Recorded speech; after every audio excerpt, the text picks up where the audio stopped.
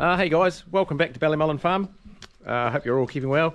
For those of you who are new watchers, I'm Lance. I farm here on Mullin Farm, which is a dairy farm with my wife Claire and our kids. Today's video, I am just going to do some under-sowing, sowing some new grass seeds.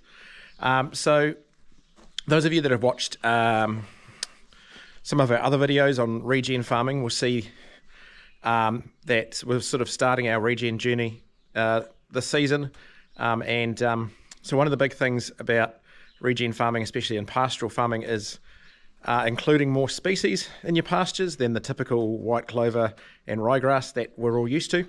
So some of the ways we're going to do that, the main way we're going to be doing that, including more species, is instead of our summer turnip crop, we're going to do what's called a summer crop, which has about sort of 7 or 8 different species of grass in it, or not of grass, so clovers, other sort of legumes and so on, and oats, and yeah, about 3 or 4 different grasses.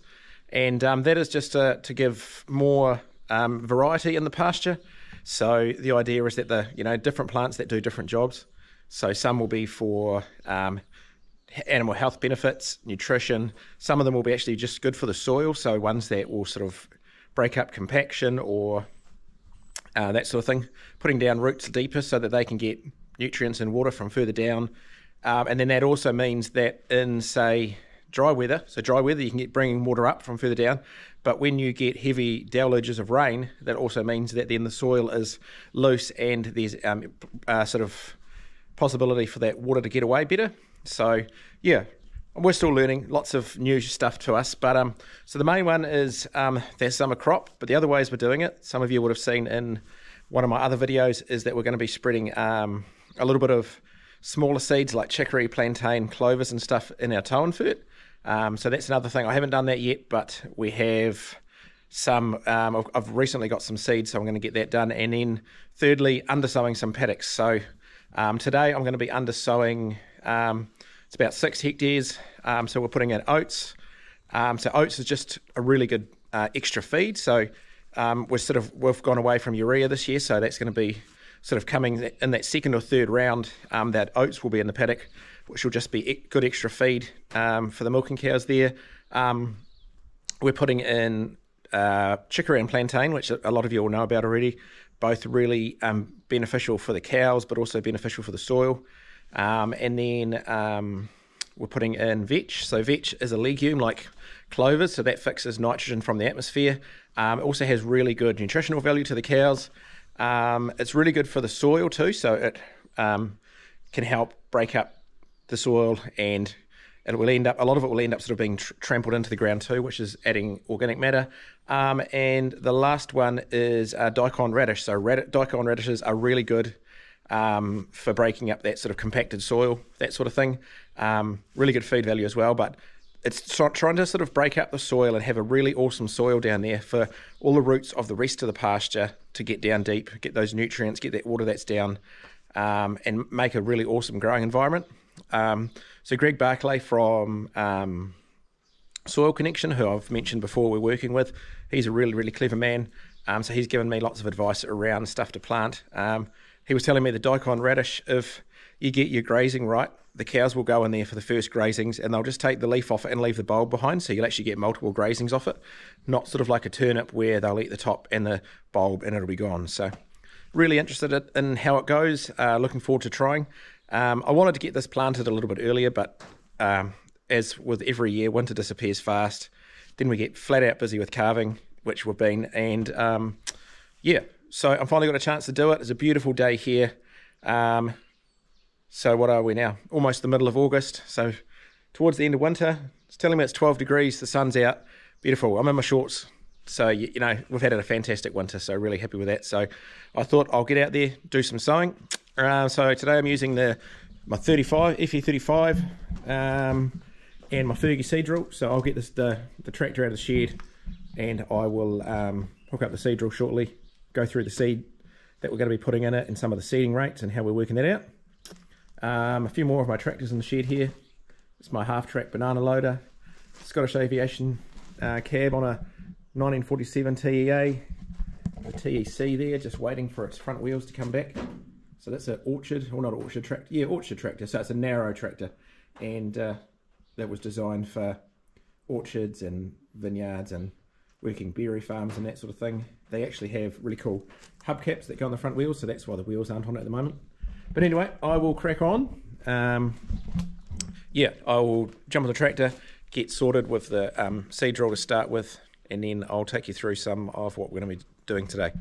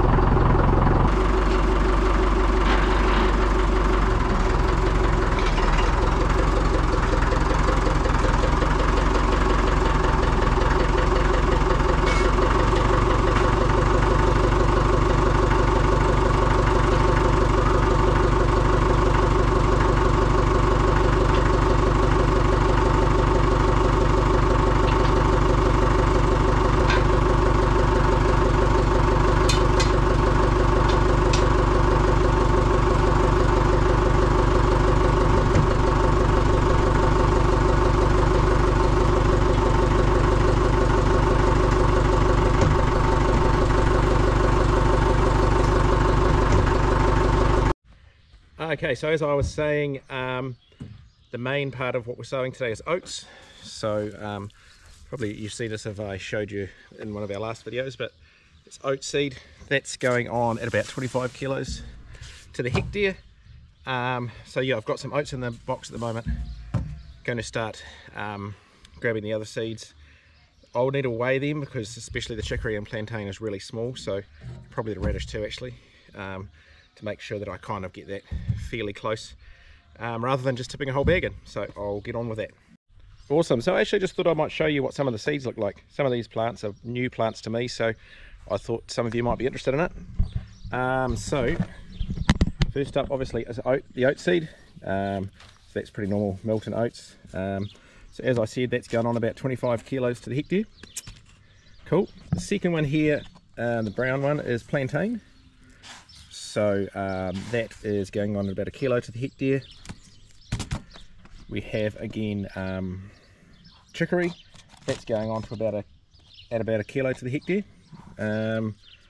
Next up, that is the daikon radish. I'll just check what I wrote about the daikon. Yes, that's again about 1 kilo to the hectare, the daikon radish. And last is hairy vetch. That's going on about 5 kilos to the hectare. So I'm going to grab some scales and weigh that up.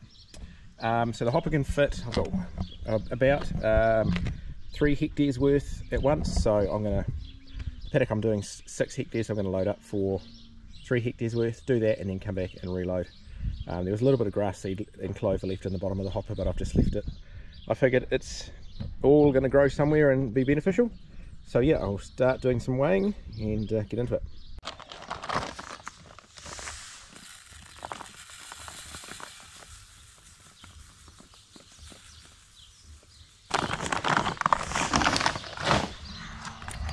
So I'm just sort of going to put it all in, mix it through, and then put some more oats on top and give it another big mix up. I've done this way planting oats and red clover, and I found that it seemed to sort of stay in there quite well. It sort of didn't separate out too much, so hopefully it'll kind of, if I get it mixed okay, it'll do the trick.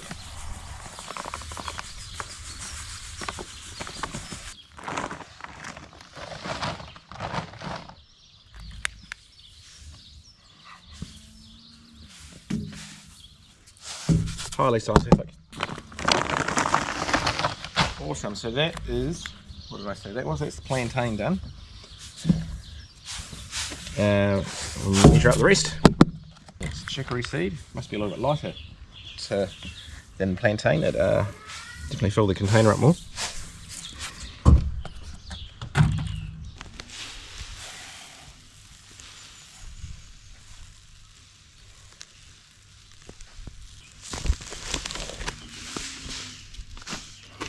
They're awesome. So they're 5 kilo bags, so I'll know when I come to do the next load. There's 2 kilos left in each of those. Make life a little bit faster, a little bit easier. So that's chicory and plantain. Yeah, so the vetch was 5 kilos to the hectare, so 15 kilos of that to go in. Hang on, I'll just try and work out. We've only got 20 kilos. Might just do that a little bit lighter. Don't want to run out for the second load. So I'm going to do about 3 kilos to the hectare. I should probably need my calculator for that maths.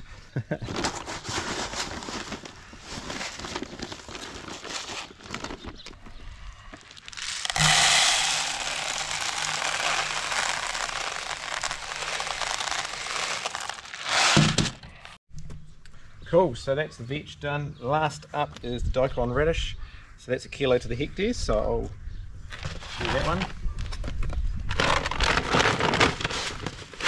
So these are all plants that we'll be using in our summer mix that I talked about as well as other ones, various other ones, and they'll include grasses like obviously ryegrass, cocksfoot, timothy, some of those other older style grasses that sort of were once quite popular but have all kind of gone by the way because of, at some point we decided we all just wanted to use clover and ryegrass. So it's going to be really interesting getting some of these pasture species back out there.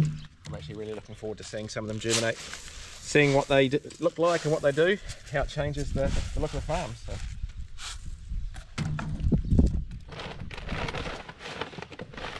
Alright, so that's the vetch done. So what did I start with? Plantain, chicory, vetch, and finally the daikon radish. So I'm just going to mix that up a bit by hand to try and stir those seeds through. Do as much as I can, and then I'm going to put some more oats on top and mix it through again. So yeah, I'll try and do that. See how we get on. The idea is it doesn't have to be perfect. Yes, you're going to get these species in the pasture regardless, so you don't really need to be too stressed from what I've read. And I feel like they'll mix through a bit on their own as they go, bouncing along the tractor. Some of the seeds will shift around and stuff, so I feel like it should be quite good. Once I've done that, I'll also take you through how we're sort of going to calibrate, set the drill. So like all great Fergie implements, from the time the seed drill comes with a really good instruction manual, and in there it actually tells you how to decide what settings to put the drill on if you're mixing, if you're planting mixed seed. So another thing that I keep finding this stuff with going regen farming, that finding all these things that people were doing back in the day that everybody knew, and somewhere along the line, we decided we didn't want to do that anymore, and things got difficult. But the answers are out there. So a lot of stuff's not that new in life or in farming. It's just sometimes going back is a great way to go forward. So this seed drill came from down near Martinborough in the Wairarapa, and something I really like, a bit of history in it, is some of the crops that people have planted in the past. So some timothy here, I'm not sure, 180 pounds. I'm not sure what, maybe this might have been their fruit mix they were doing. Some other ones written above, you can't quite make out what they are, written in pencil. Got some, some barley. Does it say maybe zephyr barley? I'm not 100% sure. Some wheat, some oats, perennial ryegrass, 3 bushels. I'm not sure what this is. Lupins, 3 bushels of lupins. And paddock number 8, 50 pounds to the bushel. And they've also got a seeding chart, or not sure whether it's for seeding or for fertiliser there. So it's just a cool bit of history. I'm not sure what this is. Kararamu. It's a Māori word, so it's probably a variety of a seed that they've used. It's after wheat, so I wonder whether it's a variety of the wheat they've used. But yeah, just something really cool. I like to see the history of that, of the previous people that have owned this machine.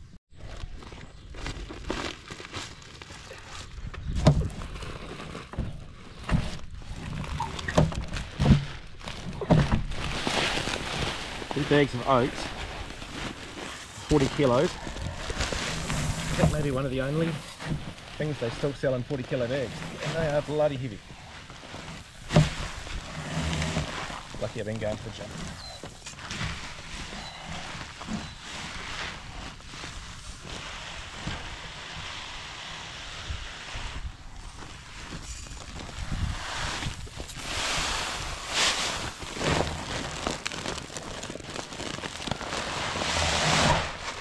So hopefully I can mix that all through okay. Just wondering to myself now, it's too late obviously, but whether on the next load when I'm putting the smaller seeds in, whether I maybe split it, so I put half in with that first bag of oats and half in on top. But yeah, I'll give it a try, see how I mix it up. End of the day, it's all going to be planted, so if it comes out in patches, it's not going to be too much of a trouble. Hopefully we'll eventually seed itself and spread further. Cool, so I've given it a bit of a mix up, hopefully my shadow's not in the way. And I'm actually really happy with how it's come up, so there's plenty of the smaller seed come to the surface. So we've got the vetch, we've got the daikon radish. I can even see, it's probably a little bit hard to see on camera, but I can see plenty of chicory and plantain in there as well. So no, really happy with that. I do still think maybe when I do the next load I might mix it in 2 lots, but overall it's good to see that it's spread through and it's not all just oats on the top. So yeah, I'm going to sort of run you through now quickly, or hopefully quickly, how to work out the sowing rate, seeding rate.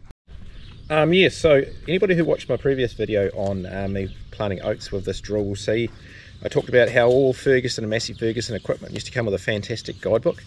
Tells you how to assemble the drill some of the time, maintain it, how best to use it. One of the real valuable ones in here is how to work out seed settings. So I'll show you, hold this up. So this is a, which side have I got? It's the one there, I think. So a seeding chart.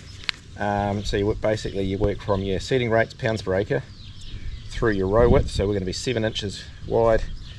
It'll end up with a figure up here. Then you go back from that figure through what crop you're planting. So say oats, down to your regulator setting. So you do all this with a straight edge. I'll show you in a second, and it will tell you your regulator setting down the bottom here.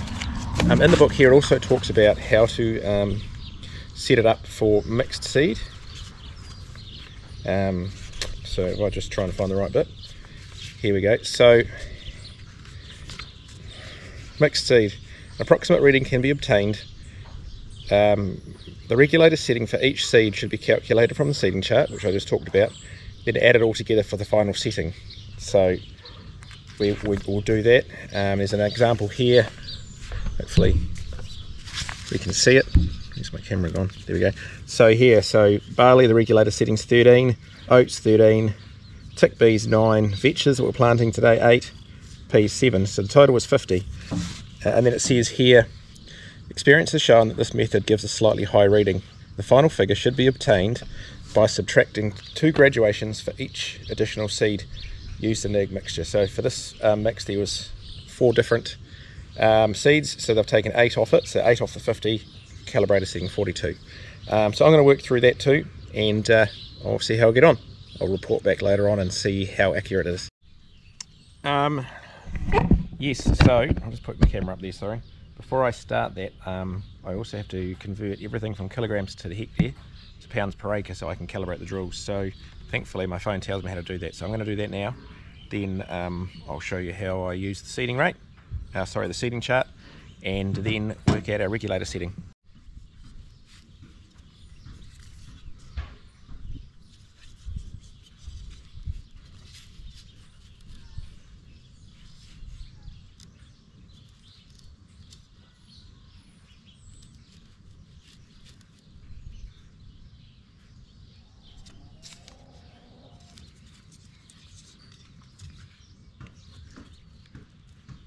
Okay, so this is telling me for the oats we need regulator setting 12.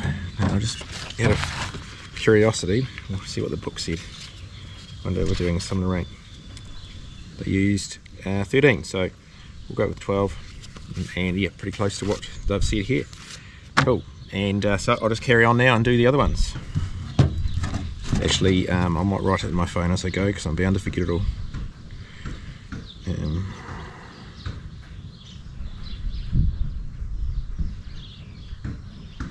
Oats were 12, regulated to setting 12, Next we will do a vetch. Yes, so I've just done vetch. Vetch turned out to be regulator setting 6.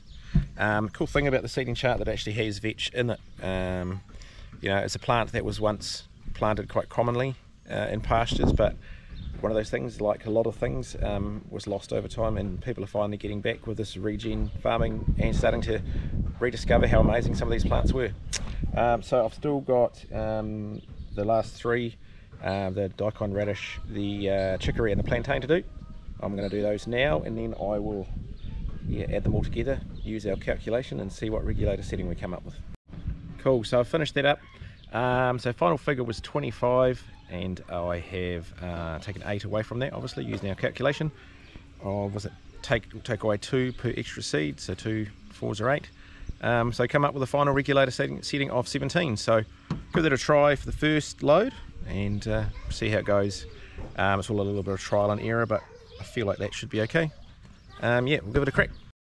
Cool, so this is our regulator setting. You loosen our locking nut off and you shift this either way. I won't shift it because I've actually got it on 17 now. So just based on the scale and the little pointer. It has 1 per side because it's ground wheel driven.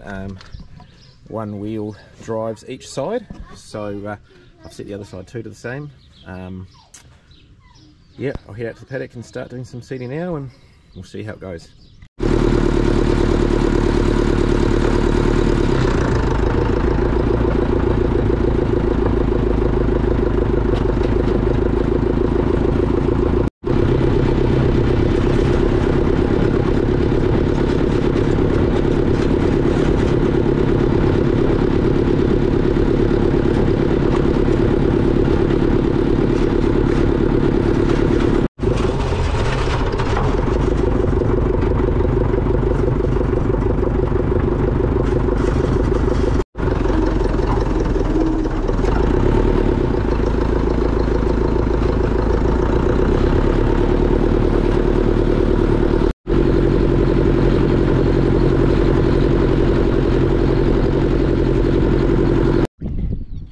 Alright guys, I'm finally out in the paddock. So for the tractor lovers out there among you, I thought I would just run around the tractor and the drill quickly. So some of you would have seen in our mowing video, haymaking video I should say, my FE35 1956, built 1st of October 1956. So this is the oldest known one in New Zealand. It's got a sickle bar mower, side mounted sickle bar mower on the side. If you haven't seen the video, get over to check out our other videos. It's quite a popular one, making hay with the Fergies, and the Ferguson multipurpose seed drill. So these were pretty revolutionary in their time. They were one of possibly the first, or one of the first, one-man seed drills. So before this, you sort of had to have another guy standing on the back lifting the machine in and out of work. So the cool thing about this, it utilises the Ferguson hydraulics, 3-point linkage hydraulics, and lifts it up and down out of work. So that lifts the discs out of the ground. As it lifts it, these gears just on the side here disengage, so it also disengages the drive to the seeder mechanism. So it's just such a really smart idea that you know, the guys at Ferguson, that Harry Ferguson had working for him, came up with. So yeah, I'm going to crack into it. So I'll talk about the paddock we're in. So this is a paddock we turniped and then regrassed 2 years ago. And normally when we regrass a paddock, so we do all our own regrassing, we will sow the paddock up and down one way, and then we'll go over it again in a sort of a on the diagonal from one corner to the other, and what we'll do when we do that is half the seed rate each time. So rather than going 25 kilos to the hectare or whatever it is, you know, we'll go 12 and a half, and we just find that by doing that, when planting with a seed drill, you spread the seed out better, give it a better chance to tiller later on, and you don't end up with so big a gap, especially if you're sort of a 7 inch gap between rows. Unfortunately, when we planted this paddock, we were really pushed for time. There was a storm coming, and so we decided just to go up and down, just do it in one run. The paddock's actually germinated and grown really well, but unfortunately the plants are struggling to tiller a bit because, as I'll get down here and show you, you can still see the rows even after 2 years. So you know, you can still see the rows here, and in the middle there's, although there's really good clover there, some sort of berry gaps where typically if you do a cross drill you'd have sort of a nice diamond shape, and that would give the seed better space to spread out and tiller and fill those gaps in. So that's the reason I chose to do this paddock, because I figured even though it's actually growing fairly well, there's all these patches, you know, if you look between here for between the rows for the seed to take, and even though the grass is getting up a little bit, there's still these areas here where the new plants that I'm trying to sow now can actually sit there and hopefully germinate in this awesome winter sun that we've been getting, and before this grass gets up too high and blocks it out. So I was actually wanting to plant this paddock about a month ago, but we've just been flat out busy, so haven't had a chance, unfortunately. So yeah, I'm more or less, it's a funny shaped paddock, but I'm more or less doing that cross drill like I just described, on a kind of not quite perpendicular, no, not quite, what am I trying to say? Not quite a 90-degree angle to what the paddock's already planted, and that'll just mean that you know, I'm not following those same rows that are already there, and hopefully get some plants growing in the opposite direction. And yeah, I actually think that sort of the action of the discs just breaking up the ground might actually be beneficial for this paddock as well. So anyway, I'm going to get into it and get started, and yeah, see how far I get before it gets dark.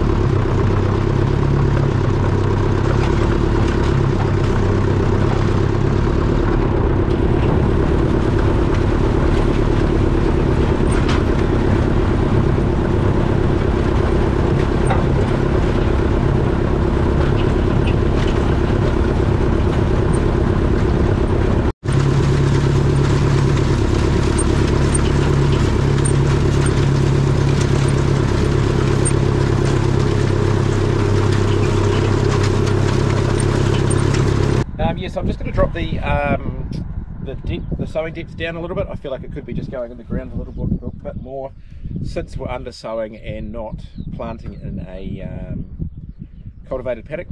So there's this rack along the top link of the drill here, that all you do is you shift the saddle further along. I'll actually grab the camera and show you, because from that angle it's probably a bit hard to see. So what I was trying to say is this saddle on this rack here, so all this does is it sets how far the drill will go down into the ground. So this is the deepest, this is the shallowest. So I had it in the centre there before. I'm going to just drop it back one and see how that goes. And the cool thing about it then is that you lift and lower your hydraulics, no matter where you go each run, it's always going to drop back to the same depth. So I'll give that a try.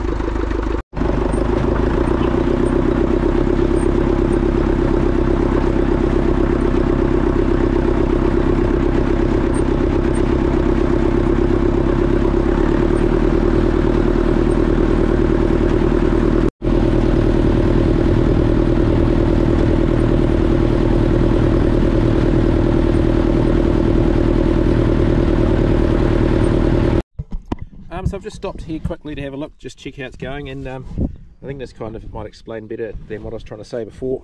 So if you'll see here, these are the existing rows, and we've kind of gone not on quite a 90-degree angle to them, but on a different angle to, yeah, try and spread that seed out a bit. And plenty of seed coming out. See, we've got some chicory, some plantain, looks like a vetch, an oat just there. I saw some radish seed here before somewhere, so yeah, well, there we go. Zoom in far enough to see them down there, so it's cool to see. And so I'm going to carry on. Yeah, I'm not getting too carried away with accuracy, since it's just under sowing. You know, if I miss a little bit here and there, it's not the end of the world. And all I've actually done is started at one fence line, and I'm just going down the paddock, turning around and straight back against itself, work my way across the paddock. These Fergie drills are actually really quite, you can turn them really quite sharp, so yeah, it works quite well. And I might just run up and down both sides at the end to sort of fill in anything that you sort of slowly miss. But no, I'm really happy with how it's going. I reckon it'll go well. A couple of the hoses have come off the drill a little bit, so you might see the odd shoot where it's, instead of going down the hose, it's just dropping on the ground, but it's still going to end up on the ground and hopefully still grow a plant anyway. So I'm going to crack on, and yeah, before it gets dark, it starts getting cold. Cheers.